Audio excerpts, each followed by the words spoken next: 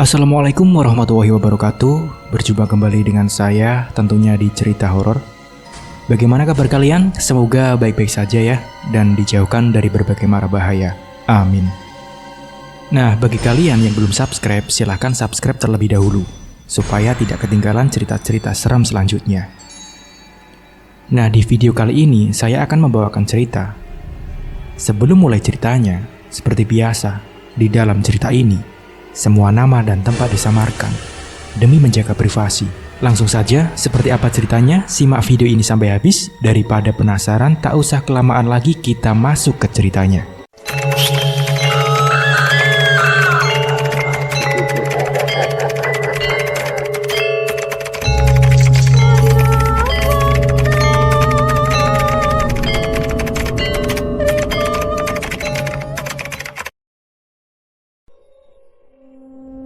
Ponselku berbunyi. Ada sebuah panggilan telepon dari Wawan, anakku. Bergegas ku angkat teleponnya. Assalamualaikum, Bu. Suara Wawan terdengar panik. Waalaikumsalam, balasku. Ada apa, Wan? Sambungku. Bapak, Bu, Bapak. Jawab Wawan. Kenapa, Bapak? Tanyaku. Bapak nggak bangun-bangun, Bu. Balasnya. Nggak bangun bagaimana, Wan? Tanyaku lagi. Aku pun jadi ikutan panik. Tadi Wawan mau bangunin buat makan, tapi Bapak diem aja, Bu. Ucap Wawan. Udah kamu periksa nafasnya? Tanyaku. Masih ada, Bu. Jawab Wawan. Ya udah, Ibu pulang sekarang. Jawabku.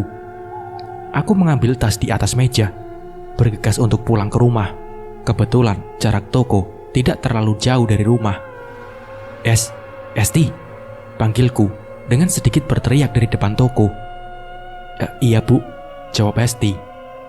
Esti datang menghampiriku. Kamu jaga toko dulu ya sebentar, ucapku. Ibu mau kemana, Bu? Tanyanya. Saya mau pulang dulu, jawabku. Iya, Bu, ucap Esti. Aku pun berlari menuju rumah. Semenjak kepulangan Mas Fajar, suamiku, dari Tanah Suci, ia sering mengeluh kesakitan.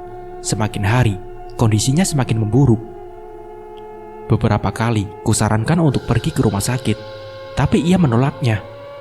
Entah kali ini aku harus bagaimana. Kubuka pintu rumah, lalu menuju kamar. Terlihat Wawan yang sedang duduk di samping tubuh Mas Fajar. Gimana, Wan? Tanyaku. Masih belum bangun, Bu, balasnya. Aku mendekati tempat tidur, lalu duduk di samping Mas Fajar. Mas, bangun, Mas. Ku coba menggoyang-goyangkan tubuhnya, namun tak ada reaksi sedikit pun. Ku sentuh dahinya, tubuhnya hangat. Wan, siapin mobil, perintahku. Mau kemana, Bu? Tanyanya. Rumah sakit, Wan, jawabku. Wawan pun pergi keluar kamar. Sementara itu, aku mempersiapkan beberapa barang untuk dibawa ke rumah sakit. Udah siap, Bu, ucap Wawan. Kami pun menggotong tubuh Mas Fajar ke dalam mobil, lalu dibaringkan di bangku tengah. Bu, nanti yang jemput Rama sama Rima siapa? Tanya Wawan. Astaga, aku sampai lupa dengan dua anak kembarku itu, gumamku. Bentar, Ibu telepon Hesti. Kita jalan dulu aja, ucapku. Mobil mulai melaju menuju rumah sakit. Ku ambil telepon di dalam tas, lalu menghubungi Hesti. Sekitar 15 menit kemudian, kami pun sampai di rumah sakit. Wawan langsung keluar dari mobil, meminta pada pegawai rumah sakit untuk dibawakan Brankar. Tak lama, Brankar sudah berada di dekat mobil. Beberapa perawat pria dan Wawan memindahkan Mas Fajar dari dalam mobil, kemudian dibawa ke ruangan UGD. Selama pemeriksaan, aku dan Wawan tidak diperbolehkan masuk. Kami hanya bisa menunggu, duduk di bangku depan UGD. Pintu UGD terbuka. Seorang dokter keluar dari dalam. Spontan aku dan Wawan berdiri menyambutnya, menantikan kabar baik darinya. Bagaimana, Dok? Apakah suami saya baik-baik saja? Tanyaku. Suami Ibu mengalami koma, Bu, balasnya. Tapi kami harus melakukan beberapa pemeriksaan lagi. untuk mengetahui penyebabnya, sambungnya. Apakah ada kemungkinan ayah saya sadar kembali, Dok? Tanya Wawan. Saya harus memastikan dulu kondisinya. Doakan saja yang terbaik, balas dokter. Sekarang suami ibu akan saya pindahkan ke ruang perawatan intensif, sambungnya. Pintu UGD kembali terbuka. Terlihat 2 orang perawat sedang mendorong brankar. Di atasnya ada Mas Fajar yang terbaring tak sadarkan diri dengan berbagai alat yang menempel di tubuhnya. Tak terasa air mataku menetes melihatnya. Maaf Bu, ada yang ingin saya tanyakan, ucap dokter. Ia pun memintaku dan Wawan masuk ke dalam ruangannya. Saat pemeriksaan, saya melihat tubuh suami ibu penuh dengan lebam. Apa ibu tahu itu karena apa? Tanya dokter. Saya juga tidak tahu, Dok. Lebamnya sudah ada semenjak suami saya pulang dari haji, balasku. Aku ingat saat pertama kali melihat luka lebam itu. Sekembalinya Mas Fajar dari Tanah Suci, ia seperti berusaha menutupinya. Penasaran, aku pun bertanya padanya penyebab luka lebam di sekujur tubuhnya itu. Namun bukan jawaban yang kudapatkan, melainkan amarahnya. Baiklah, nanti saya akan melakukan pemeriksaan lanjutan, ucap dokter. Iya Dok, terima kasih, jawabku. Dokter pun mengantar kami ke ruang perawatan Mas Fajar. Dokter berpesan, sementara ini hanya 1 orang saja yang bisa masuk ke dalam. Ibu mau masuk? Tanya Wawan. Aku menggelengkan kepala, khawatir tak kuat menahan rasa sedih di dalam. Kamu saja Wan, balasku. Wawan pun menolak. Mungkin ia merasakan hal yang sama denganku. Kamu jangan kabari nenek atau kakek dulu ya, pintaku kepada Wawan. Biar nanti ibu yang kabarin, sambungku. Iya Bu, iya, balasnya. Sekarang mending kamu pulang dulu. Kasihan Rama sama Rima gak ada yang nemenin, suruhku kepada Wawan. Ibu gak pulang juga? Tanya Wawan. Ibu masih nunggu di sini. Siapa tahu nanti bapak kamu sadar, balasku. Iya Bu, balas Wawan. Wawan mencium punggung tanganku. Wawan pamit pulang dulu ya Bu, nanti habis maghrib kesini lagi, ucapnya. Iya, hati-hati ya, pesanku. Assalamualaikum. Waalaikumsalam, jawabku. Wawan pun pergi, pulang ke rumah. Waktu cepat berlalu. Tak terasa, sudah 1 jam aku duduk di ruang depan ruang perawatan. Ku ambil ponsel di dalam tas, melihat daftar kontak. Siapa yang harus kuberitahu pertama kali, pikirku. Terlintas nama Mas Firman, kakak kandung suamiku. Aku pun menghubunginya, memberi kabar kalau adiknya sedang dirawat di rumah sakit. Sayup-sayup, terdengar suara azan maghrib berkumandang. Aku bangkit dari kursi, lalu berjalan menuju musola rumah sakit. Kulihat hanya ada beberapa orang saja di musola. Bergegas, aku mengambil wudhu, lalu mencari mukena di lemari penyimpanan. Sesudah sholat, aku duduk dan berdoa, mendoakan agar Mas Fajar segera pulih dari komanya. Setelah sholat isya, aku kembali ke ruang perawatan. Dari kejauhan, terlihat 2 orang sedang duduk di sana. Bukan Wawan, melainkan Mas Firman dan Ustadz Kaidir. Assalamualaikum, sapaku mengagetkan mereka. Waalaikumsalam, jawab Mas Firman dan Ustadz Kaidir, kompak sambil berdiri. Maaf, lupa ngasih tahu kamu kalau Mas kesini, ucap Mas Firman. Gak apa-apa Mas, balasku. Fajar masih belum sadar, ucapnya sembari melihat kaca yang mengarah ke dalam ruangan perawatan. Iya Mas, belum, jawabku. Maksud Mas kesini karena ada sesuatu yang mau Mas tanyakan, ucap Mas Firman seraya duduk, diikuti aku dan Ustadz Kaidir. Ada masalah apa ya Mas? Tanyaku. Mas Firman terdiam, matanya melirik ke arah Ustadz Kaidir. Biar Pak Ustadz aja yang bicara, ucap Mas Firman. Maaf Dek Murni, pertanyaannya mungkin akan mengagetkan, ucap Ustadz Kaidir. Iya Pak Ustadz, tidak apa-apa Pak Ustadz, ucapku. Aku sudah siap dengan pertanyaan. Apakah adik tahu kalau Mas Fajar sudah melakukan pesugihan? Tanya Ustadz Kaidir. Dek. Sebuah pertanyaan yang tak terduga hingga membuatku beristighfar berkali-kali. Pesugihan? Ucapku terbata-bata. Aku masih tak percaya dengan apa yang kudengar barusan. Iya Mur, selama ini Fajar sudah melakukan pesugihan, timpal Mas Firman. Apakah Mas dan Pak Ustadz yakin? Tanyaku, berharap apa yang kudengar salah. Fajar sendiri yang bilang sama saya waktu kami di Mekah, balas Ustadz Kaidir. Jadi kamu tidak tahu Mur? Tanya Mas Firman. Murni benar-benar gak tahu Mas, balasku. Sungguh aku tak menyangka selama ini suamiku menyimpan sebuah rahasia yang begitu menyakitkan. Jadi selama ini kami makan dari uang haram. Astagfirullah. Apakah Dek Murni tahu tentang luka lebam di badan Fajar? Tanya Pak Ustadz Kaidir. Saya tidak tahu Pak Ustadz, balasku. Ustadz Kaidir bercerita, suamiku mulai terlihat aneh saat pertama kali menginjakkan kaki di Mekah. Fajar bilang kepalanya berat, ucap Ustadz Kaidir. Padahal selama di pesawat dan perjalanan ke Mekah, dia baik-baik saja, sambungnya. Sampai tibalah Mas Fajar di hotel, ia terus mengeluh kepalanya pusing, ditambah penglihatannya yang mulai kabur, sambungnya lagi. Ustadz Kaidir selaku pemimpin jamaah memintanya untuk beristirahat di kamar. Saat malam tiba, kondisi Mas Fajar belum juga membaik. Badannya menggigil disertai demam tinggi. Ustadz Kaidir bergegas membawanya ke rumah sakit. Diagnosis awalnya, Mas Fajar kena meningitis, ucap Ustadz Kaidir. Tapi setelah dilakukan beberapa pemeriksaan, dokter bilang tidak ada indikasi ke arah sana, sambungnya. Jadi Mas Fajar sakit apa Pak Ustadz? Tanyaku.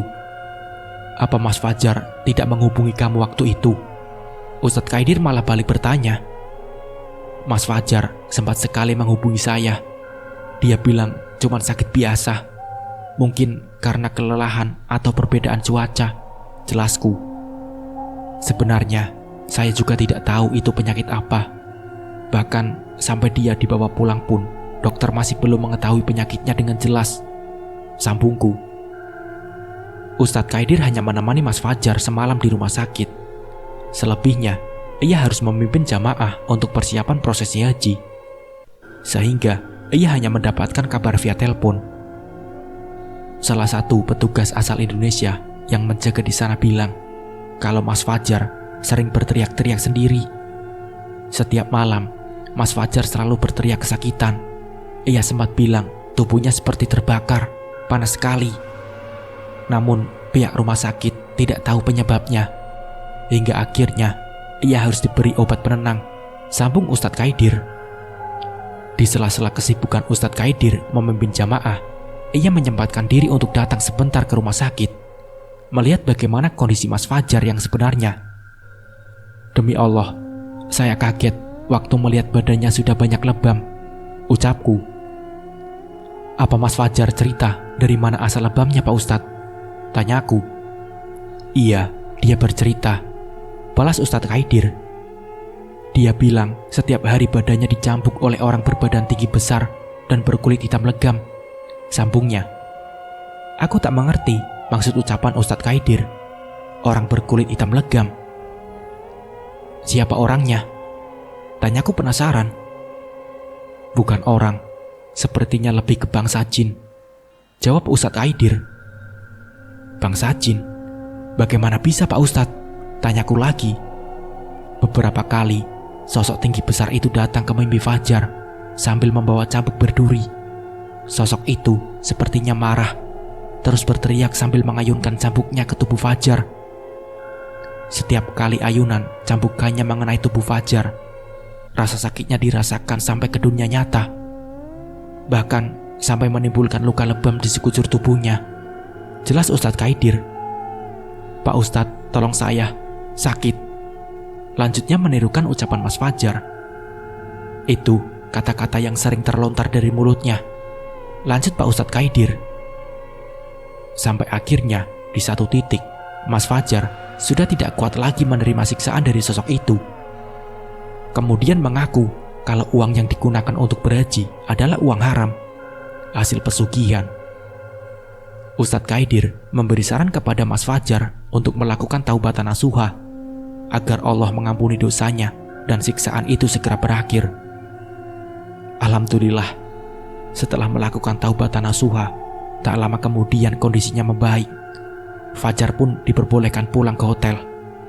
Tapi, ucap Ustadz Kaidir, tapi banyak ujian yang harus dihadapi selama prosesi haji, sambungnya. Ujian apa Pak Ustadz? Tanyaku. Saat wukuf di Padang Arafah, Mas Fajar merasakan panas yang luar biasa. Saking panasnya, berkali-kali ia menyiramkan air ke kepalanya. Pada saat itu, suhu udara di sana tidak terlalu panas.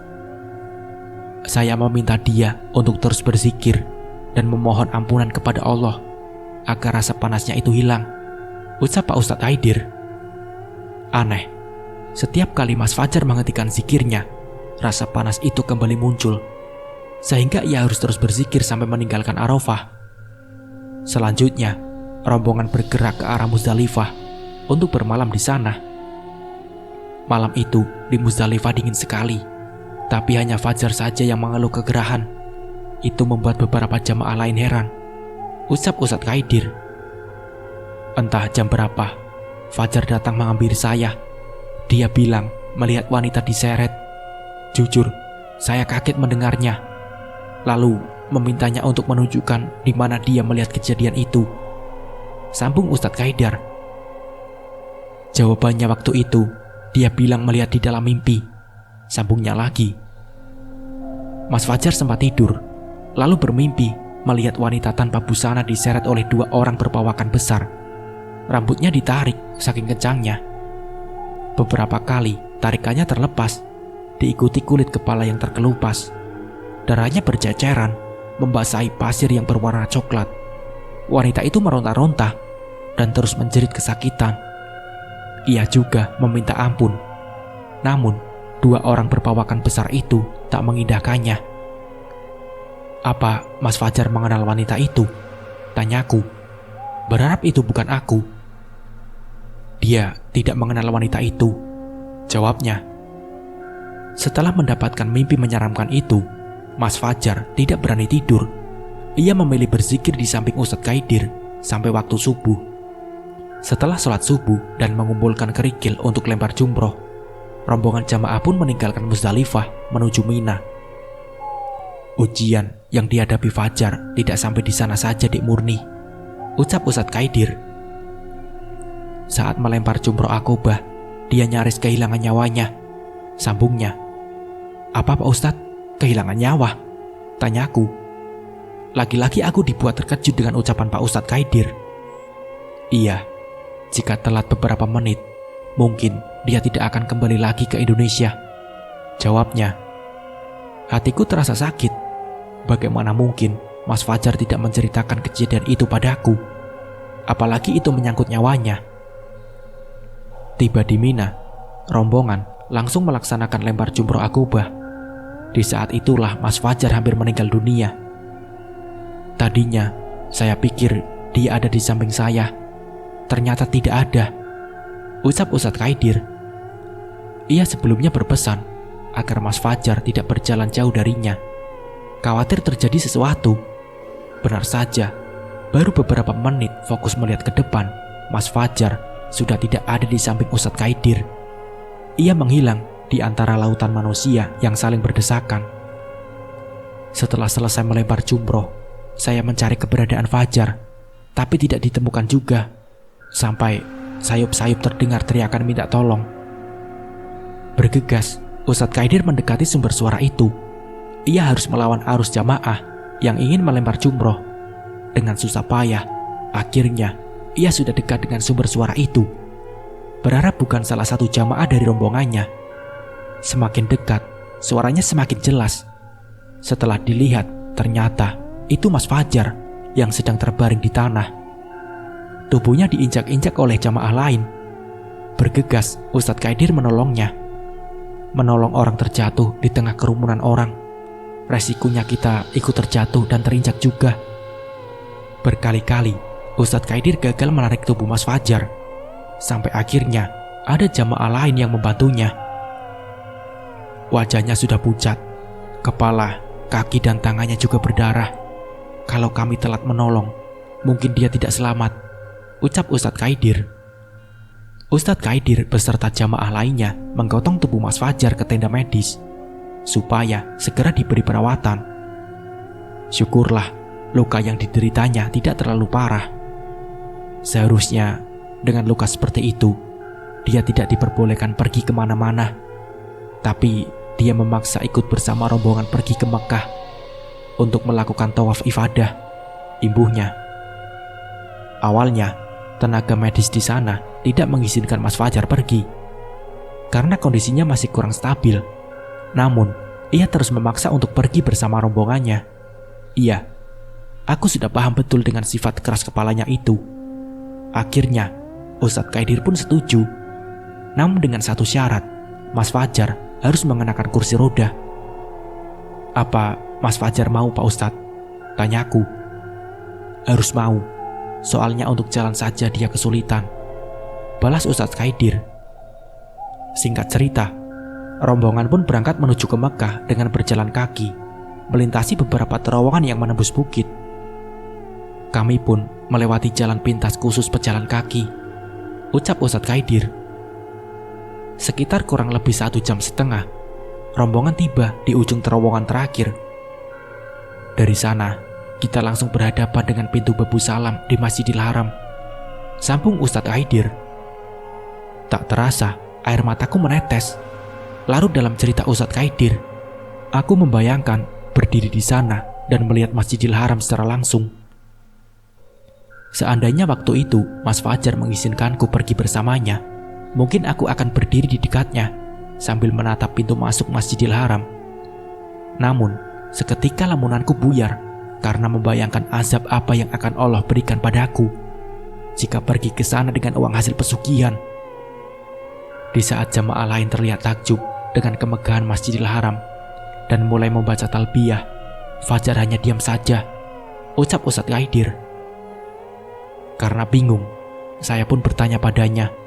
Dia malah balik bertanya, apakah kita sudah sampai di Masjidil Haram? Imbuhnya. Apa maksudnya Pak Ustadz? Tanyaku.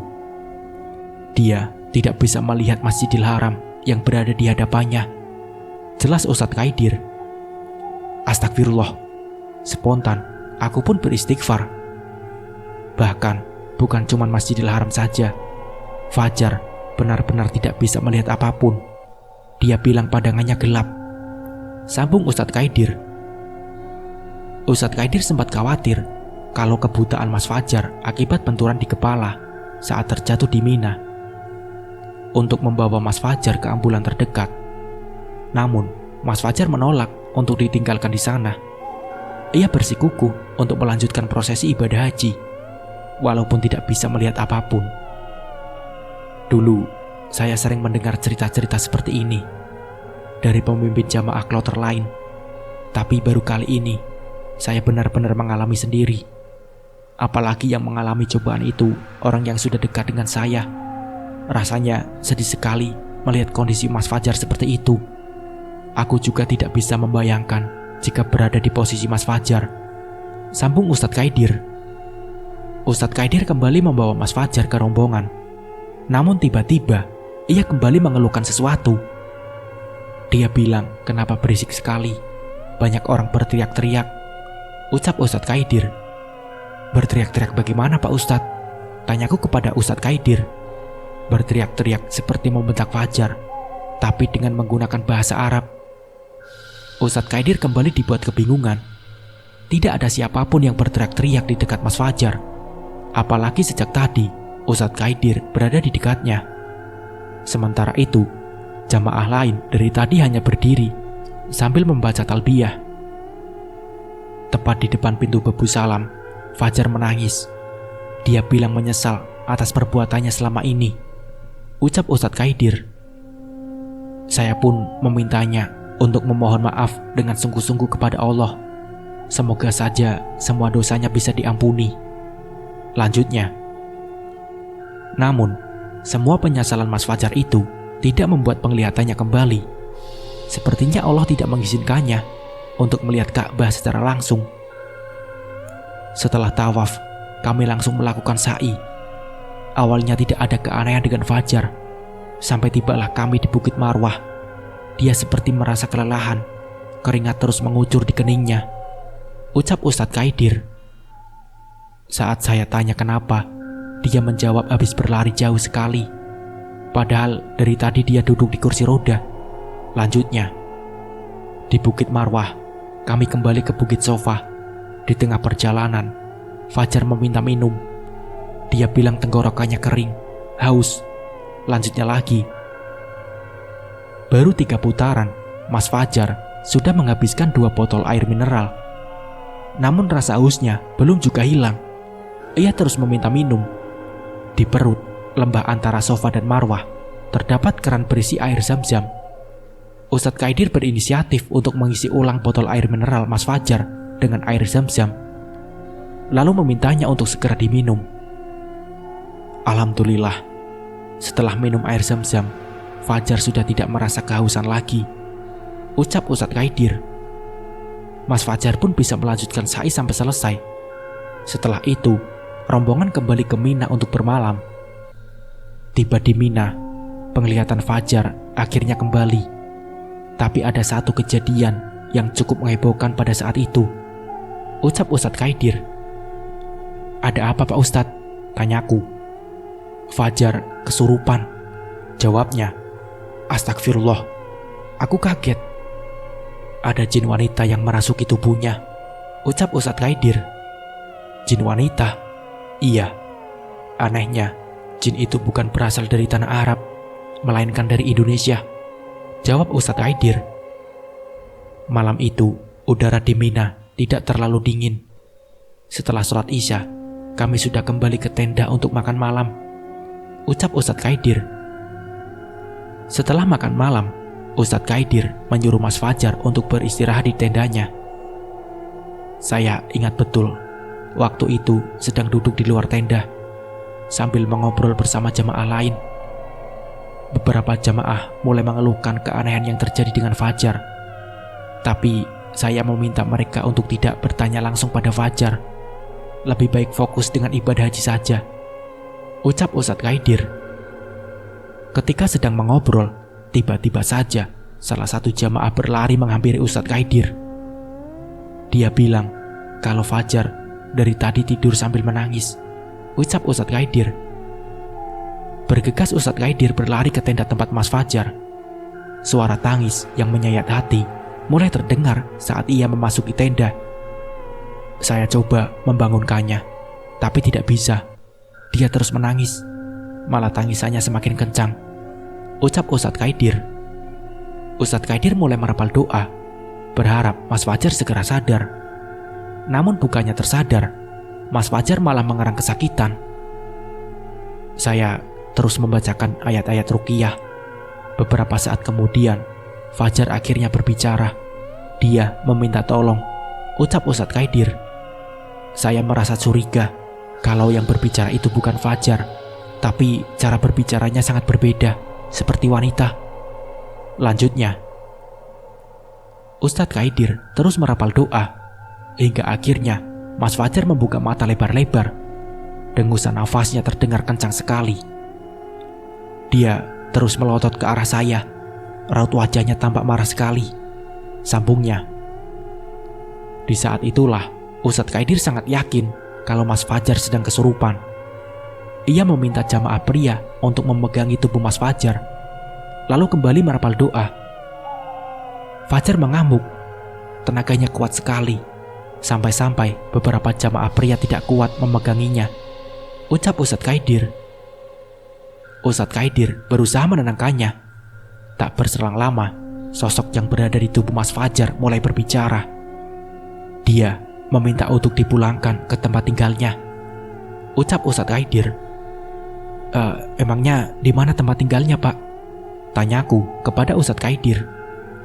Di Indonesia, lebih tepatnya di sebuah gunung di Jawa Barat, jawabnya. Gunung apa, Pak Ustadz? Tanyaku. Gunung Gede, jawabnya. Bagaimana dia bisa ikut ke sana, Pak Ustadz? Tanyaku lagi. Saya juga tidak tahu. Yang jelas, dia meminta untuk segera pulang ke Indonesia. Kalau tidak, dia akan mencelakai Fajar, balas Ustadz Kaidir. Ustadz Kaidir tidak mengindahkan ancaman sosok itu. Ia merasa kalau itu hanya tipu daya setan, agar Mas Fajar tidak melanjutkan ibadah haji. Ustadz Kaidir meminta air zam-zam, lalu dibacakan ayat-ayat ruqyah. Air itu kemudian diusapkan ke wajah Mas Fajar. Seketika itu, Mas Fajar berteriak kesakitan. Tak lama, suara teriakannya menghilang, diikuti dengan Mas Fajar yang tak sadarkan diri. Mas Fajar membuka mata, katanya badannya lemas sekali. Dia juga bilang kalau tadi bermimpi aneh. Ucap Ustadz Kaidir. Mimpi apa, Pak Ustadz? Tanyaku. Dia melihat wanita yang sama dengan mimpi sebelumnya. Kali ini lebih jelas, ucap Ustadz Kaidir. Kondisi wanita itu mengenaskan. Rambutnya berantakan. Darah mengalir dari atas kepalanya hingga membasahi wajahnya. Tubuhnya pun dipenuhi luka-luka. Apakah itu salah satu jin pesugihan? Tanyaku penasaran. Iya, mungkin. Tapi saya tidak begitu yakin, balas Ustadz Kaidir. Saya pernah mendengar sebuah cerita, Pak Ustadz, ucap Mas Firman yang sengaja tadi menyimak percakapanku dan Ustadz Kaidir. Cerita apa, Man? Balas Ustadz Kaidir. Seharusnya orang-orang yang melakukan pesugihan tetap tinggal di hotel. Tidak perlu melakukan prosesi haji.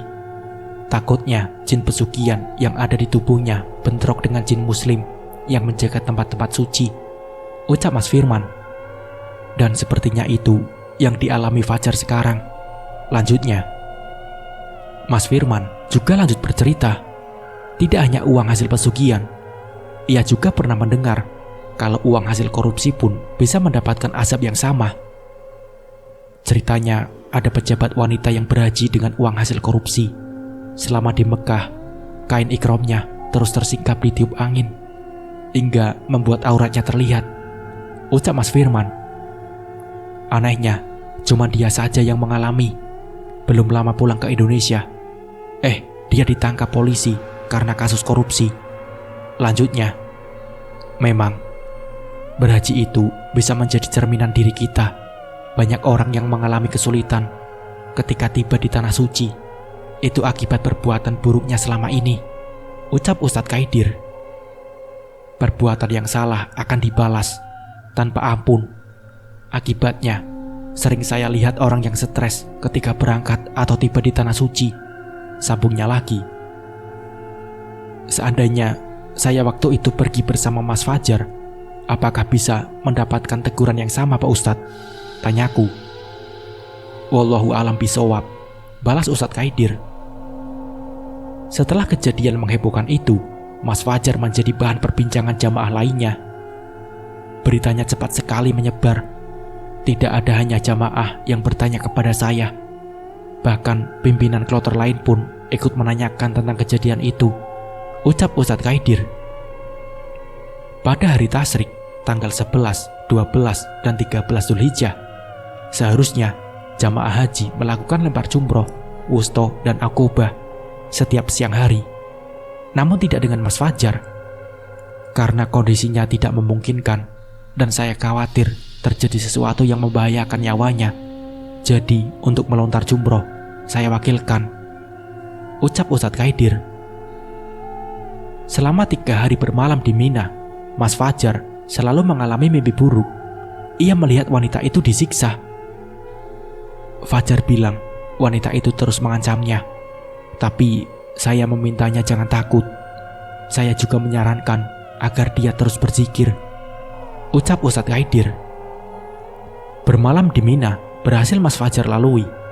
Tinggal prosesi terakhirnya, yaitu tawaf wada. Biasanya disebut dengan perpisahan. Para jamaah melakukannya ketika akan meninggalkan Mekah. Kali ini Allah memperbolehkannya melihat Masjidil Haram, tapi tidak dengan Ka'bah. Fajar tetap tidak bisa melihatnya, ucap Ustadz Kaidir. Fajar terus menangis dari sebelum memasuki Masjidil Haram sampai kami selesai melaksanakan tawaf wada. Setelah itu kami pun meninggalkan Mekah, sambungnya. Di sepanjang perjalanan pulang ke tanah air, Mas Fajar terus didampingi oleh Ustadz Kaidir. Sampai kami tiba di tanah air, Fajar hanya diam saja, jarang berbicara, kecuali saya ajak bicara, ucap Ustadz Kaidir. Saya menyarankan padanya untuk meninggalkan perbuatan buruknya itu dan bertobat dengan sungguh-sungguh, sambungnya. Sampai tadi, saya mendapatkan telepon dari Firman yang mengabarkan kalau Fajar sedang dirawat di rumah sakit, sambungnya. Sebenarnya bagaimana Fajar sampai seperti itu, Mur? Tanya Mas Firman. Saya juga tidak tahu, Mas, kenapa. Beberapa hari ini setelah pulang dari Tanah Suci, Mas Fajar jadi sering sakit-sakitan, balasku. Tadi siang, tiba-tiba Wawan telepon kalau Mas Fajar tidak bangun dari tidurnya, sambungku. Terus kata dokter kenapa? Tanya Mas Firman. Dokter juga belum tahu penyebabnya. Katanya perlu dilakukan beberapa pemeriksaan lagi, jawabku. Saya bantu mendoakan ya, Dek Murni. Semoga saja Fajar bisa segera pulih, ucap Ustadz Kaidir. Terima kasih Pak Ustadz, jawabku. Ustadz Kaidir dan Mas Firman berdiri. Ya sudah, Mas sama Pak Ustadz pulang dulu ya. Besok insya Allah Mas datang lagi, ucap Mas Firman. Iya Mas, terima kasih, balasku. Assalamualaikum, ucap Ustadz Kaidir. Waalaikumsalam, balasku. Ustadz Kaidir dan Mas Firman pun pulang. Kini hanya aku, duduk sendirian sambil menatap lorong rumah sakit yang sepi. Kulihat jam di ponsel, waktu menunjukkan pukul 9 malam. Tapi Wawan bilang mau kesini setelah maghrib. Tapi sampai sekarang belum juga datang. Bunyi sambungan telepon ke ponsel Wawan. Assalamualaikum Bu, sapa Wawan ketika mengangkat telepon dariku. Waalaikumsalam, balasku. Kamu gak jadi kesini Wan? Tanyaku. Jadi Bu, ini Wawan lagi ada di parkiran rumah sakit, jawabnya. Oh ya sudah. Telepon pun ditutup. Tak lama, aku sudah bisa melihat Wawan berjalan mendekat ke arahku. Namun, ia tidak sendirian. Ia datang bersama Rama dan Rima, beserta ibu dan bapak mertuaku. Murni, kamu keterlaluan. Fajar masuk rumah sakit, tapi gak kasih tahu ibu, herdik ibu mertuaku. Belum sempat aku menyapanya, ia sudah mengomeliku. Maaf Bu, tadinya besok baru mau Murni kasih kabar. Soalnya sekarang sudah malam, balasku. Kalau Fajar kenapa-napa gimana? Harusnya kamu kasih tahu ibu duluan, bentak ibuku. Iya Bu, iya, maaf, jawabku. Maaf terus. Untung ibu punya firasat gak enak. Pas datang ke rumah kamu, ternyata cuma ada Wawan sama si kembar, ucap ibu. Sudah Bu, sudah. Gak enak dilihat anak-anak, ucap bapak mertuaku menenangkan. Ibu kesal Pak, ucap ibu. Jangan dimarahin terus, kasihan, ucap bapak. Bapak dan ibu mertuaku masuk ke dalam ruang perawatan. Padahal dokter bilang hanya untuk satu orang saja. Namun aku tak sanggup melarangnya. Sini sayang, ucapku pada dua anak kembarku. Rama dan Rima berjalan mendekat. Kamu sudah makan? Tanyaku. Sudah Bu, jawab mereka kompak. Bu, aku mau melihat ayah, ucap Rama. Nanti ya, sekarang ayah lagi tidur, jawabku. Harusnya kamu gak ajak Rama dan Rima Wan, ucapku pelan pada Wawan. Di rumah gak ada siapa-siapa Bu, jawab Wawan. Esti kemana? Tanyaku. Pulang, kan sudah malam juga Bu, jawabnya. Oh iya, ibu sampai lupa. Cukup lama bapak dan ibu mertuaku di dalam, sampai akhirnya mereka pun keluar. kamu pulang aja Mur. Fajar biar ibu sama bapak yang jaga, ucap ibu mertuaku. Iya, kasihan anak-anak kamu di rumah. Gak ada yang ngurusi nanti, timpal bapak mertuaku. Iya bu, balasku. Sebenarnya, aku masih ingin di sini menemani Mas Fajar. Namun, aku tak bisa menolak permintaan bapak dan ibu mertuaku. Tentu saja, mereka sama khawatirnya denganku. Apalagi, Mas Fajar merupakan anak bungsu kesayangannya. Sebaiknya, kamu pulang sekarang. Istirahat di rumah. Besok baru balik lagi ke sini, ucap bapak mertuaku. Iya pak, jawabku. Aku pun pamit pada mereka, lalu berjalan ke tempat parkir sambil menggandeng tangan putri kecilku, Rima. Ibu sudah makan? Tanya Wawan. Belum, balasku. Di rumah gak ada makanan bu. Sebelum pulang, cari tempat makan dulu aja ya Wan, ucapku. Iya bu, jawabnya. Saat tiba di parkiran, kami langsung masuk ke dalam mobil. Aku duduk di tengah bersama dua anak kembarku. Mobil pun melaju, pergi meninggalkan rumah sakit. Sudah mau jam 10, paling cuman ada tukang nasi goreng bu, ucap Wawan sambil mengemudi. Iya, ya gak apa-apa, jawabku. Mobil melaju ke arah rumah. Tak jauh dari rumah, ada penjual nasi goreng langgananku. Di sanalah Wawan menghentikan mobilnya. Kami duduk di bangku kayu panjang sambil menunggu pesanan. Entah kenapa, setelah mendengar cerita dari Ustadz Kaidir, pikiranku menjadi tidak tenang. Aku terus memikirkan tentang pesugihan yang dilakukan Mas Fajar. Bu, ucap Wawan menghamburkan lamunanku.